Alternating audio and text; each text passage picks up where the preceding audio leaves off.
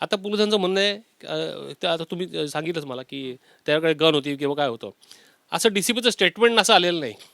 DCPने काल म्हटलं त्यावर का असं आम्ही चौकशी करू त्याकडे कोणती गन होती का. दत्ता नलावडेचं स्टेटमेंट आहे. आणि जरी समजा असेल त्याकडे, तर छर्रेच्या गनने हत्या होऊ शकते का? छर्रेच्या गनने जी आहे कोणतीही मोठी तुम्हाला इजा होऊ शकते का? अधिकृतरित्या जरी पोलिसांनी स्टेटमेंट नाही दिलं तर पोलिसांचं असं म्हणणं होतं काल की त्याच्या हालचाली, कारण तो पायातनं काहीतरी काढण्याचा प्रयत्न करत होता आणि मुलांच्या मुलांची सुरक्षितता ही सर्वोच्च आहे, ती तर त्याची काळजी घेणं गरजेचं आहे. पण पोलिसांना ट्रेनिंग दिलेलं असतं अशा परिस्थितीला सामना कसा करावा, समोरच्या व्यक्तीला न्यूट्रलाइज कसं करावं, त्याकडे हत्यार असेल तर काय करावं, हत्यार नसेल तर काय करावं. त्यांना अशा हालचाली वाटल्या. आता तो जो 2 तास पोलिसांच्या संपर्कात होता त्यावेळी त्यांना त्याचं बॅकग्राऊंड कळलं होतं, हा कोण आहे किंवा काय आहे.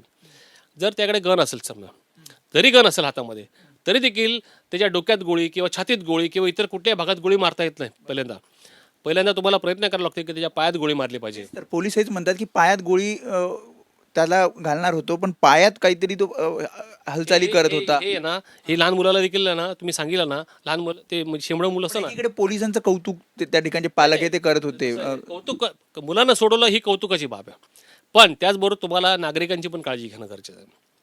तो पण एक भारताचा नागरिक आहे. ही तर फर्स्ट स्टेप होती म्हणून तर हे केलं असं ते म्हणतात. मुलांना सोडवणं, पण त्यासाठी समोरची हत्या करणं हे चुकीचं आहे. तो काय हार्ड अँड फास्ट क्रिमिनल नव्हता, त्यावरती कोणतेही गुन्हे नाही ते.